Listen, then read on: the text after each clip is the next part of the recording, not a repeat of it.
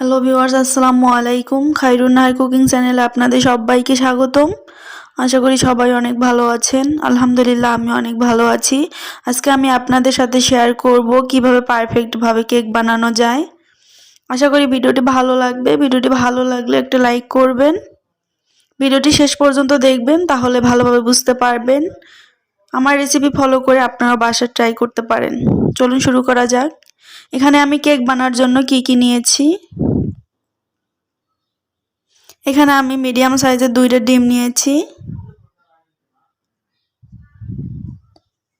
1 বাটির মতো ময়দা নিয়েছি। ময়দাটা আমি একটু একটু করে দিয়ে ব্যাটার তৈরি করব, তাই 1 কাপ চিনি নিয়েছি। হাফ কাপ সয়াবিন তেল নিয়েছি। হাফ কাপ গুঁড়া দুধ নিয়েছি, যে কোনো ব্র্যান্ডের হলেই চলবে। স্বাদ মতো লবণ নিয়েছি। আর নিয়েছি 1 চামচ বেকিং পাউডার। এখন একটা মিক্সিং বোলে 2টা ডিম আমি ভেঙে নিচ্ছি।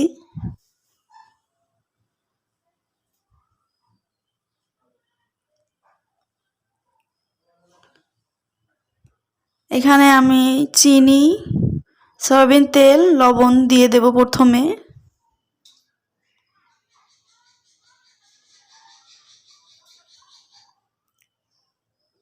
সবগুলো দেওয়া হয়ে গেলে এরকম হ্যান্ড বিটার অবশ্যই আপনাদের বাসায় আছে। আর যদি না থাকে তাহলে কাঁটা চামচ দিয়ে কাজটা করে নিতে পারবেন, কোনো সমস্যা নেই। তো আমি যতক্ষণ পর্যন্ত চিনিটা না গলছে ততক্ষণ পর্যন্ত এটাকে বিট করে নিচ্ছি।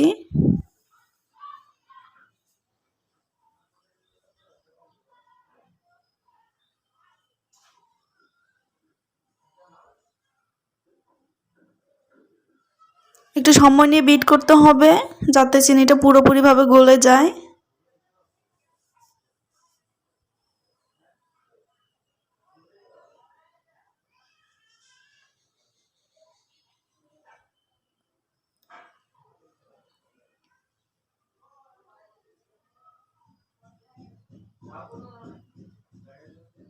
দেখেন পুরোপুরিভাবে চিনিটা কিন্তু গলে গেছে, কালারটাও চেঞ্জ হয়ে গেছে। এখানে আমি 7 মিনিটের মতো বিট করে নিয়েছি।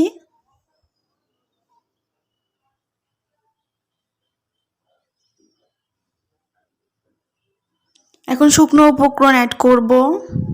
প্রথমে গুঁড়া দুধ আর বেকিং পাউডার দিয়ে ভালোভাবে মিশিয়ে নেব।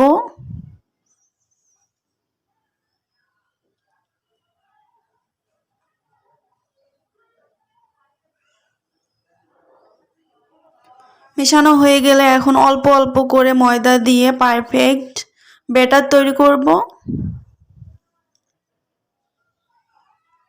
একেবারে ময়দা দিতে যাবেন না, তাহলে সমস্যা হবে। অল্প অল্প দিয়ে ব্যাটারটা তৈরি করতে হবে।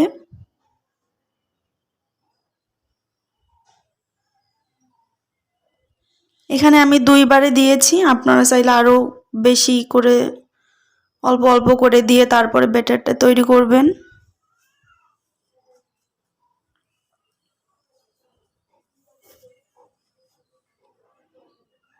এখন এটাকে ভালোভাবে বিট করতে হবে।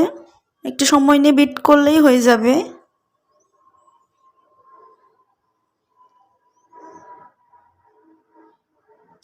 এখানে আমি 10 মিনিটের মতো বিট করে নিয়েছি। যত ভালোভাবে ফেটানো হবে তত ভালো হবে কেকটা।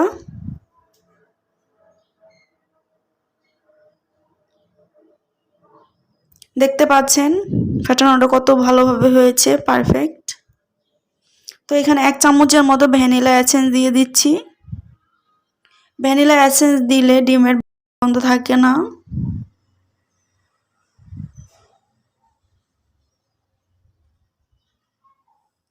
এখন ভালোভাবে মিশিয়ে নিচ্ছি।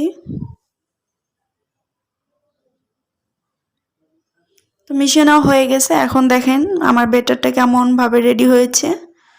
বেশি পাতলাও না, বেশি ঘনও না, এরকম মিডিয়াম। আপনারা দেখলেই বুঝতে পারবেন। তো এখানে আমি একটা সসপ্যান নিয়েছি মিডিয়াম সাইজের। এখানে কিছুটা তেল দিয়ে দিলাম। এখন হাত দিয়ে তেলটাকে আমি সারা গায়ে লাগিয়ে নেব। আপনারা এই কাজটা ব্রাশ দিয়ে করতে পারেন, তো আমি হাত দিয়ে করে দেখাচ্ছি।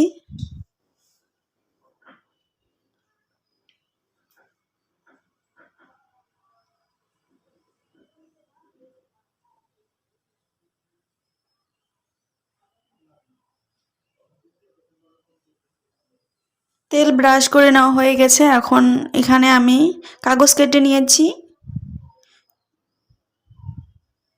এখন কাগজটাকে বসিয়ে নেব ভালোভাবে। বসিয়ে নেওয়া হয়ে গেছে। এখন ব্যাটারটা এখানে ঢেলে দেব। একটু উপর থেকে ব্যাটারটা ঢেলে দিতে হবে।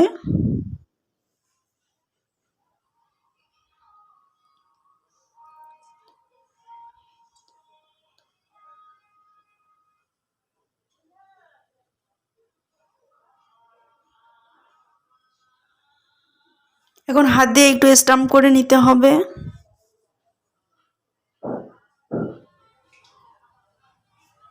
এখানে আমি একটা বড় সাইজের পাতিল নিয়েছি। পাতিলের মধ্যে কয়েকটা কাগজ দিয়েছি।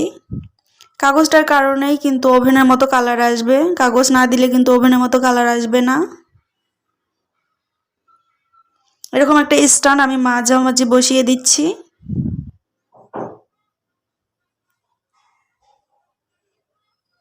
এখন সসপ্যানটা এখানে দিয়ে দিচ্ছি। ঢাকনা দিয়ে ঢেকে 45 মিনিট অপেক্ষা করব। তো 45 মিনিট পর দেখেন আমার কেকটা একদম কত সুন্দর কালার এসেছে। এখন একটা স্টিক দিয়ে দেখে নেব যে কেকটা ভিতরে কাঁচা আছে কিনা। তো কাঁচা নেই। এখন আপনাদের একটু ঢেলে দেখাচ্ছি। তো নিচের কাগজটা আমি উঠিয়ে নিচ্ছি। এখানে আপনারা ঠান্ডা হওয়ার পরে উঠাই নেবেন। এখানে আমি গরম থাকতে উঠিয়ে নিচ্ছি, তাই সাবধানে একটু করতে হবে।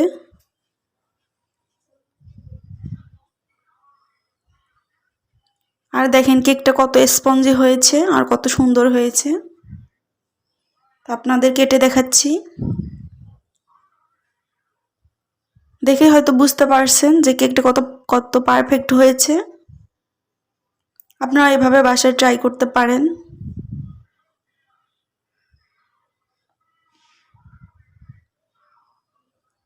কেকটা ঠান্ডা হওয়ার পর কাটবেন, তাহলে কোনো সমস্যা হবে না। এখানে নরম আছে তাই একটু সমস্যা হচ্ছে।